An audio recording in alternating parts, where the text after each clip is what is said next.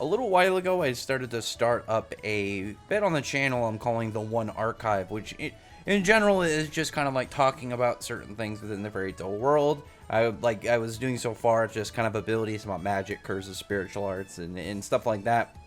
But also one thing I wanted to really kind of add to it, because in the concept of it, like the idea of the One Archive, the way that I was wording it is it's just a giant archive of general information. And one thing that I can add to it is just talking about stuff like the sizes of X, Y, and Z. And I already did one on Alderaan, and I can kind of just add that to it.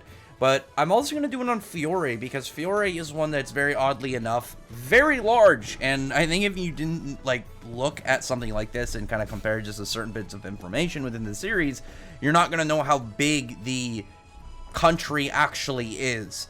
And like back long before this, there was some information that we can kind of go off of that would give like estimations on the size of the country. One that was really popular for a while was like whether or not you could use the whole statement of them going from wherever Warod's house is to the Sun Village being 2,000 kilometers directly south of it as like a unit of trying to gauge the country, because like there was nothing that says they stayed in the country, but every single time that they've left the country, it's been shown. So it's like it would be weird if Mishima just decided to skip over it and not bring that up at some point. So you can kind of like think even at the largest, the furthest point in Fiore to the most south point in Fiore is 2,000 kilometers. But we actually ended up getting a very concrete bit of information from the interaction of Wall and Demaria, when Wall and Demaria were still coming into the Harjian port, and he was just going to decide to shoot down the Fairy Tale Guild from that distance, because right prior to that, they had Ichiya and Freed end up taking down Warod's like proxy robot, and then he's like, well, okay, he decides to take action himself. And during that bit, Demaria's like, oh, are you going to shoot down the port? We're still, 30 kilometers away. And he's like, well, no, I'm aiming for Fairy Tale. And that's when she brings up, well, that's still 400 kilometers. So obviously you take away the 30 from the 400, you get a distance of Harjion to Magnolia being 370 kilometers. So you can just plug the math into that and really look at where that exactly leads to. And just so you know, I'm using kilometers because it's way easier than doing it with miles and kind of just translation. I understand miles is what I use primarily, obviously, in real life, but we're gonna use kilometers because, I mean, it is a Japanese manga, so, I mean, like, they're gonna be using kilometers. It makes it, obviously, way much more of an easy step.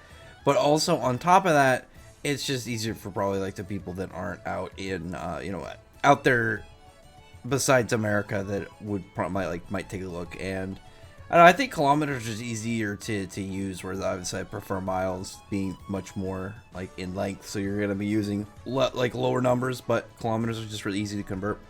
But anyway, looking at the numbers that we have, we can look at obviously the distance between Harjion and Magnolia being 370 kilometers from what we talked about earlier, just subtracting the 30 kilometers from the 400. And doing the math, you get about 6,000 rather 520 kilometers, like right over 6,500 kilometers in width. Now, on top of that, we're also going to be looking at the width of Ishgal, just kind of going off of what we have on Fiore. So you can kind of just do the same thing, and the difference between like scaling and kind of like power level stuff, like using calculations to find out like certain numbers, is when it comes to like the distance or size of like characters and places, like that's something the author outright very much intends. Like it's different than like trying to like take some feat and then trying to plug a bunch of numbers in and get something that I really doubt the authors like were intending. They're probably just drawing like big cool attacks. Maybe it has like some cool extra way it destroys something like atomization or something like that. I don't think that's gonna happen very often, where they're trying to consistently set power levels to certain areas when it comes to things outside of just general like big explosions and whatnot. But when it comes to distance and sizes of things, that that's proportions, and it's all way more intended by the author than, say, again, like putting in math to find out energy yields of like attack, destruction, capabilities and whatnot. But when you look at the look at the width of Ishgal going from one point all the way on one side to the other, you're looking at just over 57,000 kilometers wide. And just to give some clarification, the diameter of Earth is under 13,000 kilometers. So like this is more than what, like 4 times the like width, like 4.5 times the diameter of Earth is like the width of Ishgal. So just crazy numbers, like I said, when you really look at the sizes of certain places in fiction, especially like a lot of shonen. Like generally the planet tends to be a lot bigger, just based off of like when they get to kind of like crazier numbers, so like power levels and stuff. It just probably makes it easier in general just to have something, oh, these guys are blowing up all these mountains or whatnot, but like the Earth is so much bigger in their world, it just doesn't really matter as much.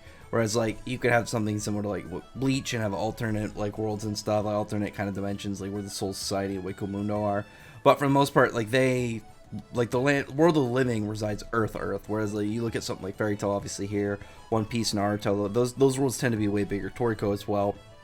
But like in a pretty easy kind of set of things, just plugging in the numbers of like, okay, we know that the distance from this place to this place is this, and then using that on maps that again Mishima made himself. And maps are specifically made to obviously like give you a layout of the area, so it'd be weird if the map wasn't to scale. It's not like it was some like little chibi version like some of the ones that were shown during the Alvarez arc, kind of just showing where like members of the Spriggan are and stuff. This was outright like a map, and I was using one's probably one of the better ones where it's set in the volume, like somewhere in the volume extras, where it's like not something that's like a character pulls out a map and you might have something that's just not to scale. Like this was on more of a meta level because it's something that was like an additional thing, like, oh, just so you know, here's the map. So anyway, other than that, don't comment below, thumbs up the video, front like button, subscribe button. I'm gonna do more of these, like I'm gonna just do more like cool like side stuff, like looking at, oh well, this is this big, this is this big, this means that like they had to cross this X, Y, or Z. Just kind of like looking at scalings and giving general proportions and sizes to things within the series. But other than that, no, comment below, thumbs up the video, front like button, subscribe, and check out my other videos. But in that, appreciate it. Already subscribed, and thank you all for listening. Bye.